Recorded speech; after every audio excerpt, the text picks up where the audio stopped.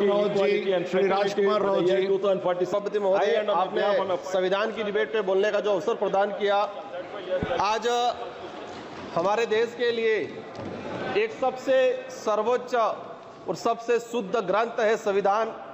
आज इस सदन में मैं पहुंचा हूं, कहीं न कहीं उस संविधान की मेहरबानी है और मेरे निर्वाचन क्षेत्र की जनता की मेहरबानी है।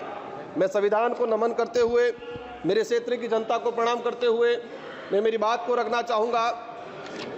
इस संविधान के अंदर प्रावधान किया गया है कि इस देश के अंदर रहने वाला प्रत्येक वर्ग, और विशेषकर ध्यान रखा गया है जो इस देश का जो गरीब है तबका है, और आदिवासी समुदाय हो, एससी समुदाय हो, उनके उत्थान के लिए प्रावधान किए गए संविधान के अंदर।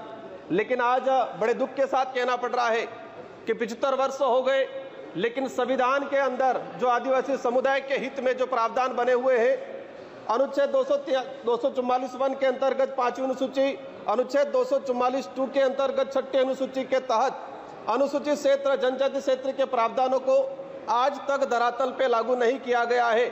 ये इससे स्पष्ट होता है कि वर्तमान या पूर्व की सरकारें जो भी रही हो, उन सरकारों को आदिवासी समुदाय के हित में और संविधान के अंदर आदिवासियों के जो प्रावधान है उनके लिए क्या मानसिकता रही है। माननीय सभापति महोदय, हम लोग जब 5वीं अनुसूची और 6ठी अनुसूची के तहत हमारे विशेषाधिकार की बात करते हैं तो कई राष्ट्रीय पार्टियों के कई नेता 5वीं 5 के नाम से गुमराह करते हैं आम जनता को। बड़े दुख की बात है कि 5वीं अनुसूची और 6ठी अनुसूची क्षेत्र में रहने वाली आम जनता को आज तक इनके अधिकारों के बारे में नहीं बताया गया, नहीं पता चला उनको। माननीय सभापति महोदय, आज रिजर्वेशन का निजीकरण किया जा रहा है, यह भी एक संविधान पे कुटाराघात है। जातिगत जनगणना की लंबे समय से मांग चल रही है, जातिगत जनगणना नहीं हो रही है, यह भी एक संविधान पे कहीं न कहीं कुटाराघात है। मणिपुर की जो घटनाएं हुई है उससे भी यह सिद्ध होता है कि संविधान पे कहीं न कहीं कुटाराघात है। माननीय सभापति महोदय, इस अवसर पे मैं भीमराव अम्बेडकर जी, बाबा साहब, जयपाल सिंह मुंडा, नेहरू जी, ऐसे कई महापुरुषों को याद करना चाहूंगा जिन्होंने इस देश को शानदार संविधान दिया है। और इसी अवसर पे आज ही के दिन जो शहीद हुए सैनिक हैं, इनको भी नमन करना चाहूंगा। संविधान के प्रावधान के तहत पैसा एक्ट आया इस देश के अंदर, 1996 में पैसा एक्ट आया, आज 28 साल हो गए, लेकिन आज भी कई राज्यों में पैसा एक्ट के कानून नहीं बने हुए हैं।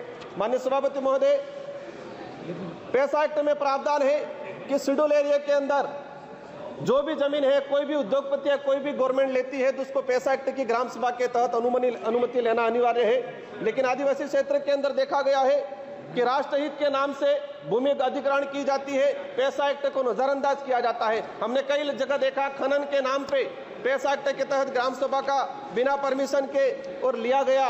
कहते हैं राष्ट्रहित, आदिवासियों का घर उजाड़ के किसी उद्योगपतियों को जमीन देना कौन सा राष्ट्रहित है। आप देख सकते हैं, सबसे बड़ा उदाहरण है हसदेव का, जहां पर फर्जी ग्राम सभा गठित किया गया।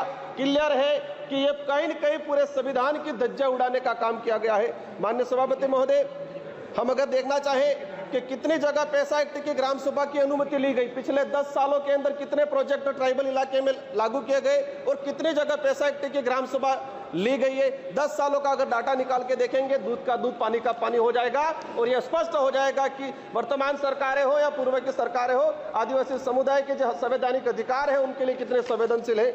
माननीय सभापति महोदय, आज अगर हम बात करें, जब जयपाल सिंह मुंडा संविधान सभा की जब चर्चा हो रही थी तो जयपाल सिंह मुंडा ने कहा था कि आदिवासियों को लोकतंत्र सिखाने की जरूरत नहीं है, आदिवासियों से लोकतंत्र सीखने की जरूरत है जो हजारों सालों से जीता आ रहा है। और ये मानना पड़ेगा कि संविधान निर्माताओं ने भी जब देखा गया कि आदिवासी समुदाय की गण व्यवस्था, गमेती पटेल मुखिया की व्यवस्था, उसी को कहीं न कहीं अडोप्ट किया गया है। लेकिन आज लोकतंत्र में जिस तरह से तानाशाही हो रही है, ये कहीं न कहीं आज आम जनता, आम गरीब के लिए दिक्कत है। जल जंगल जमीन आदिवासी जीवन का आधार है, ये बिरसा मुंडा जी और जयपाल सिंह मुंडा का कहना था, लेकिन आज उसी जल जंगल जमीन को उजाड़ा जा रहा है। माननीय सभापति महोदय, आदिवासी समुदाय को अपना अलग एक पहचान, पूर्वजों के त्याग बलिदान आधार पर आरक्षण का अधिकार मिला है। और देश की आजादी में अगर देखा जाए, सबसे अधिक अगर त्याग बलिदान दिया गया है तो आदिवासियों का त्याग बलिदान दिया गया है, लेकिन आज उसको नजरअंदाज किया जाता है। हाल ही राजस्थान की सरकार ने ST/ST की जमीन को गैर आदिवासियों के खरीद पर अनुमति देकर ST/ST के संवैधानिक अधिकारों पे कहीं न कहीं कुटाराघात किया है। माननीय सभापति महोदय, अनुच्छेद 243 ZC के प्रावधानों की धज्जियां उड़ाई जा रही है।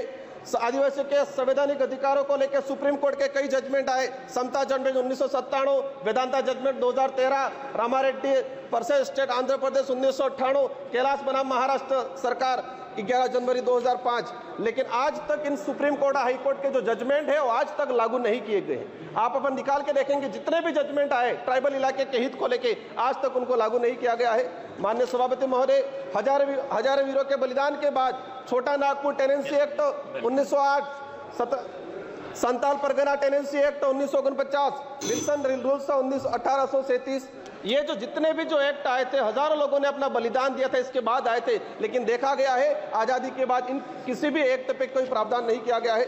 माननीय सभापति महोदय, मैं लास्ट 30 मिनट में आपकी बात में समझ रहा हूं, मैं अपनी बात को रखूंगा। हमारे देश की न्याय व्यवस्था की बात करें।